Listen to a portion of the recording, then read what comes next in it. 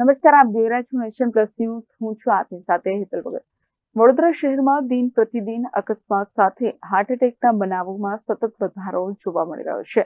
ત્યારે આજે શહેરના રાજમહેલ રોડ પર એક રિક્ષા ચાલક યુવક ચાલુ રિક્ષા અચાનક ચક્કર આવતા ઢળી પડ્યો હતો, જ્યાં ઘટના સ્થળે જ યુવકનું મોત નીપજ્યું છે. વડોદરા શહેરના રાજમહેલ રોડ પર ચાલુ રિક્ષામાં બેઠેલા ચાલકને હૃદયરોગનો હુમલો આવતા ઘટના સ્થળે જ મોત નીપજ્યું હતું.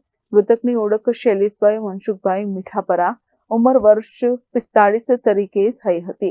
તેઓ શહેરના તરસાલી વિસ્તારમાં આવેલા વિશાલનગરના રહેવાસી હતા અને રિક્ષા ચલાવીને પોતાના પરિવારનું ગુજરાન ચલાવતા હતા.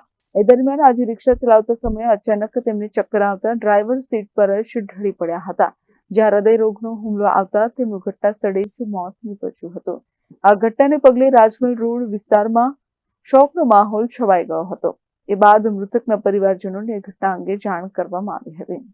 ત્યારે ઘટના સ્થળે પહોંચેલી માતા પુત્રના મૃતદેહને જોઈને ભારે આક્રંદ કરી રહી હતી. શૈલેષભાઈ ગરીબ માતાના ત્રીજા પુત્ર હતા અને અગાઉ પણ તેમના 2 ભાઈના મોત નીપજ્યા હોવાથી આ મોતે પરિવારને વધુ લાચાર બનાવી દીધો છે.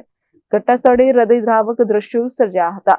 નવાપુરા પોલીસે મૃતદેહનો કબજો લઈને પોસ્ટમોર્ટમ માટે સાજી હોસ્પિટલ ખસેડી મૃત્યુનું ચોક્કસ કારણ જાણવા માટે તપાસ હાથ ધરવામાં આવી છે. કેમેરામેન નવનીત પરમેશ સાથે Chirag Patel, nation plus news, Vadodara.